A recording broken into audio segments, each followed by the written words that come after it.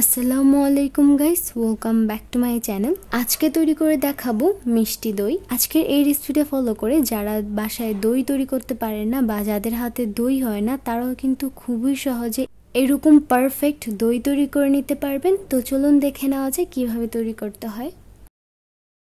আমি চুলার উপর একটি পাত্র বসিয়ে দিয়েছি, এর মধ্যে 2 লিটার দুধ নিয়ে নিচ্ছি। আর দুধটা কিন্তু অবশ্যই ফুল ফ্যাট হতে হবে, কোনো প্রকার পানি কিন্তু এর মধ্যে মেশানো যাবে না। আর দই তৈরি করার সময় চেষ্টা করবেন একদম খাঁটি দুধ দিয়ে তৈরি করা, তাহলে কিন্তু দইটা একদম সুন্দর পারফেক্টভাবে বসবে। এখন আমি চুলার আঁচটা মিডিয়ামে করে অনবরত নেড়ে চেড়ে আমি দুধটা গরম করে নিব। যখন দুধটা হালকা গরম হয়ে যাবে তখন আমি এইখান থেকে প্রায় 1 গ্লাসের মতো দুধ উঠিয়ে রাখবো আর এটা ঠান্ডা করে নিব। এখানে দুধটা আলাদা করে রেখে দিতে হবে। এইভাবে কিছু পরিমাণে দুধ আলাদা করে রেখে ঠান্ডা করে নিতে হবে সম্পূর্ণভাবে। এখন আমি বাকি দুধটুকুতে দিয়ে দিচ্ছি 1/3 কাপ পরিমাণ গুঁড়া দুধ। এইটা টোটালি অপশনাল, আপনারা চাইলে স্কিপ করতে পারেন। আমি দিয়েছি যাতে দুধটা একটু পরিমাণে ঘন হয়। আর এখানে দিয়ে দিচ্ছি চিনি। আমি এখানে টোটাল 1 কাপ প্লাস 1/4 কাপ পরিমাণ চিনি দিয়েছি, যেটা ভিডিওর মধ্যে দেখাতে ভুলে গিয়েছি। আর যে যেরকম মিষ্টি খেতে পছন্দ করেন সেই অনুযায়ী চিনিটা দিয়ে দিবেন। আর আমি পরবর্তীতে 1/2 কাপ পরিমাণ চিনির ক্যারামেল তৈরি করেও এই দুধের মধ্যে অ্যাড করব। তাই দুধটা জাল দেওয়ার সময় আমি 1 কাপ প্লাস 1/4 কাপ পরিমাণ চিনি দিয়েছি। আর আমার কাছে মনে হয়েছে 2 লিটার দুধের দই তৈরি করার ক্ষেত্রে 1.5 কাপ প্লাস 1/4 কাপ পরিমাণ চিনি যথেষ্ট। তাছাড়া যদি আপনারা মিষ্টি কম খান তাহলে চিনির পরিমাণটা একটু কমিয়েও দিতে পারেন।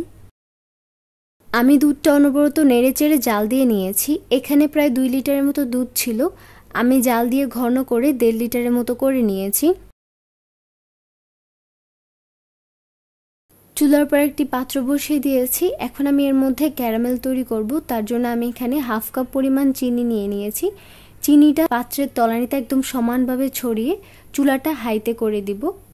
এখন চিনিটাকে সম্পূর্ণভাবে গলিয়ে নিতে হবে। আর এর মধ্যে কিন্তু এখন কোনো প্রকার চামচ দিয়ে নাড়া যাবে না। যখন দেখবেন চিনিটা গলতে শুরু করেছে তখন একটি স্প্যাচুলা দিয়ে খুব ভালোভাবে চিনিটা মিশিয়ে নেবেন।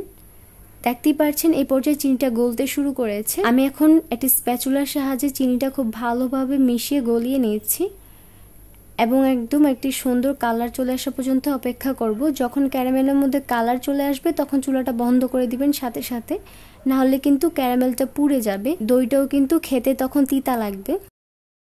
এই পর্যায়ে চিনিটা সম্পূর্ণভাবে গলে গেছে এবং ক্যারামেলের মধ্যে একটি সুন্দর কালার চলে এসেছে। এখন আমি এর মধ্যে আগে থেকে যেই দুধটা জাল দিয়ে রেখেছিলাম সেটার মধ্যে দিয়ে দিচ্ছি।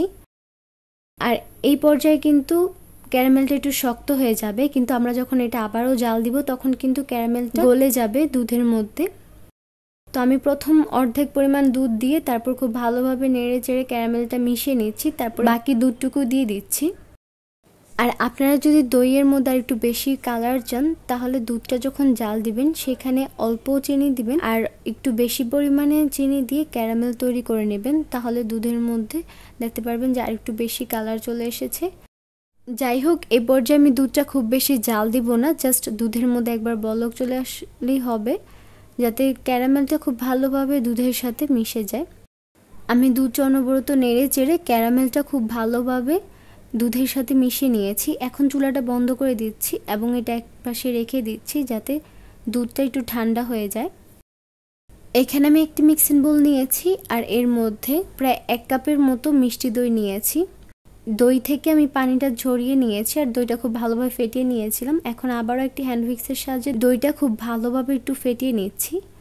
আর এর মধ্যে আমরা যে আগে থেকে দুধটা উঠিয়ে রেখেছিলাম ঠান্ডা করার জন্য, সেই দুধটা এর মধ্যে দিয়ে দিচ্ছি। আবার আপনারা চাইলে মিষ্টি দইয়ের বদলে এখানে কিন্তু টক দইও নিতে পারেন। আর টক দই যদি নেন তাহলে চিনির পরিমাণটা একটু বেশিও লাগতে পারে আপনাদের দইয়ের মধ্যে। আর আপনারা যদি টক দই দিয়ে দইটা বসান তাহলে কিন্তু এর মধ্যে গরম দুধ মেশানো যাবে না। দুধটা কুসুম গরম থাকা অবস্থায় কিন্তু মেশাতে হবে, না হলে কিন্তু টক দইয়ের সাথে গরম দুধ মেশালে কিন্তু ছানা কেটে যাওয়ার সম্ভাবনা থাকতে পারে। আমি দুধ এবং দই খুব ভালোভাবে মিশিয়ে নিয়েছি। এখন আমি এর মধ্যে আগে থেকে জাল দিয়ে রাখা দুধটা এর মধ্যে দিয়ে দিচ্ছি। আর এই পর্যায়ে কিন্তু দুধটা কুসুম গরমের চেয়ে একটু বেশি গরম আছে, খুব বেশি গরম দুধ কিন্তু এর মধ্যে মেশাবেন না।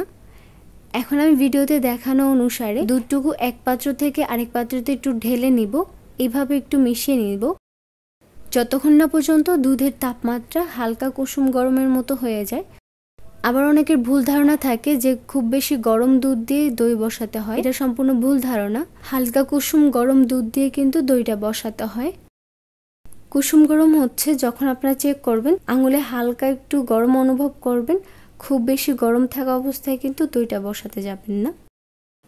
দই বসানোর জন্য আমি এখানে একটি মাটির হাঁড়ি নিয়ে নিয়েছি, যেটাতে আমি দইটা বসাবো।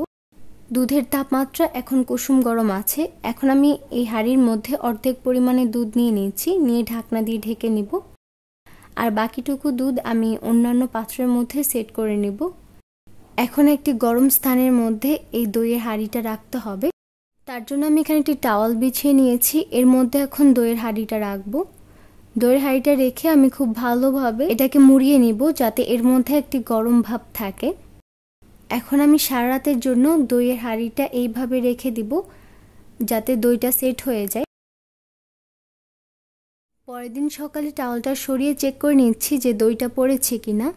আর আমি বাকি দুধটুকু দিয়ে অন্যান্য পাত্রের মধ্যে দইটা সেট করে নিয়েছি। আর দেখতে পাচ্ছেন কত সুন্দরভাবে দইটা পড়ে গেছে। এখন আমি আরও 2 থেকে 3 ঘন্টার জন্য দইটা ফ্রিজে রেখে দিব, যাতে খুব ভালোভাবে সেট হয়ে যায়। দইটা অবশ্যই ফ্রিজে ক্ষণের জন্য রেখে তারপর পরিবেশন করবেন। আর দইটা একটু ফ্রিজে রাখলে তখন আর একটু ভালোভাবে সেট হবে। তো দেখতেই পারলেন বাসায় কত সহজে পারফেক্ট মিষ্টি দই তৈরি করে নেওয়া যায়। তো আশা করছি আজকের এই ভিডিওটি ভালো লেগেছে। ভিডিওটি ভালো লাগলে লাইক, কমেন্ট ও শেয়ার করতে ভুলবেন না। এবং আরও নতুন নতুন রেসিপির আপডেট পেতে অবশ্যই চ্যানেলটি সাবস্ক্রাইব করবেন। তো আজকে এই পর্যন্তই। আল্লাহ হাফেজ।